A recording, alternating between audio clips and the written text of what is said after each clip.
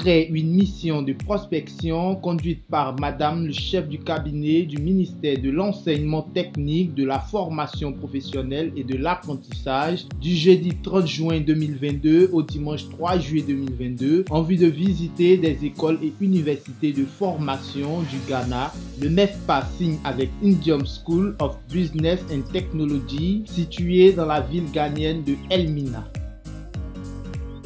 Le ministre de l'enseignement technique, de la formation professionnelle et de l'apprentissage, Nguessan Kofi, et le recteur de cette université ghanéenne, professeur Daniel Nyako, ancien recteur de Takoradi Technical University, ont procédé le mardi 2 août 2022 à la signature d'une convention d'accord cadre de coopération. Pour le ministre Nguessan Kofi, la signature de cette convention vise à renforcer la formation en langue anglaise et à améliorer significativement les compétences ainsi que les taux d'employabilité des élèves et diplômés de l'enseignement technique, de la formation professionnelle et de l'apprentissage.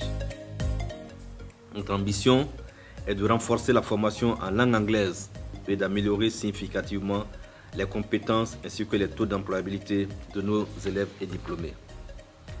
À cet effet, en acceptant d'accompagner le ministère dans cette ambition, vous contribuez à une formation de qualité de nos stagiaires et diplômés, ce qui apportera une valeur ajoutée à nos formations. Le président de la République de Côte d'Ivoire, son Excellence M. Alassane Ouattara, accorde un intérêt particulier à l'adéquation formation-emploi qui, dans le secteur de l'hôtellerie, ne saurait se passer de langue.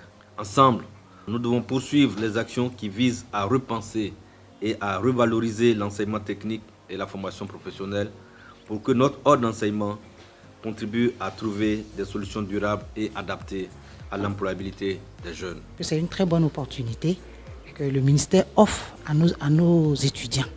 Parce qu'il faut le dire qu'avec le volume horaire que nous avons en anglais dans nos établissements, nos enfants n'ont pas totalement la capacité de mieux cerner l'anglais. Et ils ne voient pas non plus l'importance. Le ministre l'a si bien dit, nous sommes dans une ère où l'anglais vraiment est incontournable. Et donc nous pensons que le fait de faire partie nos élèves par vague ou bien chaque année au Ghana pour un séjour linguistique, c'est très important. Et nous, on ne peut que remercier le ministre. Et notre rôle maintenant, ce serait dès notre retour de chercher à convaincre les parents pour que ceux-là même adhèrent également au projet. Et je crois que même nos enseignants également, nous ne pouvons que dire merci au ministre et merci à son cabinet également. Il est clair que les enseignants eux-mêmes, avec cette touche particulière que nous avons avec le ministère, se rendront compte effectivement de l'importance, parce que quand les enfants négligent et finalement les enseignants eux-mêmes se disent est-ce que ça en vaut la peine?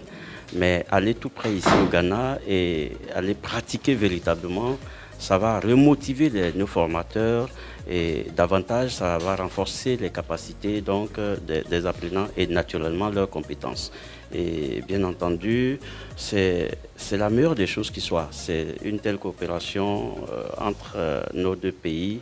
Ça va finalement induire le développement et parce que les enfants auront les compétences qu'il faut pour donc régenter les grandes chaînes hôtelières que nous avons sur place.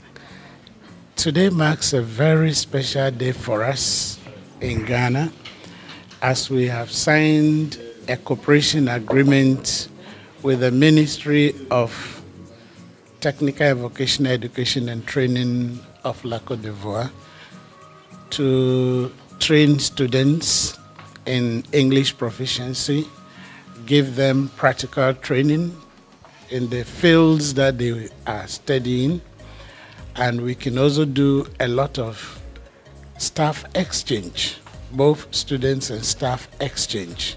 So we can send some Ghanaian students and their staff here to also be proficient in the French language and in their individual professional pursuits. And we believe that as we embark on this journey, it will be to the mutual benefit of both Côte d'Ivoire and Ghana, and especially the students and staff who will benefit from this. agreement that we have signed today. Le Ghana, qui est un pays voisin, et le professeur Nyako, qui est un frère, un ancien collaborateur au niveau de Yamoussoukro, et qui dirige maintenant cette université à Elmina, offre de réelles possibilités à nos établissements pour que les jeunes qui sont dans notre ordre d'enseignement puissent aller au Ghana, à Elmina, renforcer leurs capacités en langue anglaise et dans divers domaines, puisque les possibilités leur sont aussi offertes de pouvoir faire des stages en immersion dans les hôtels qui ont été fondés par le propriétaire de cette université privée. Mais des étudiants du Ghana qui viendraient aussi dans notre système pour apprendre à renforcer leurs capacités en langue française et dans divers autres domaines pour lesquels nous avons peut-être un avantage comparatif intéressant. Tout bénéfice pour les deux parties, et je souhaite vraiment que les directeurs d'établissement, les chefs d'établissement s'impliquent dans ce programme et faire en sorte que les parents d'élèves soient informés, que les enseignants soient informés et que les élèves soient motivés et déterminés à aller dans leur propre intérêt renforcer leurs capacités en langue anglaise, ce qui va leur ouvrir des portes importantes.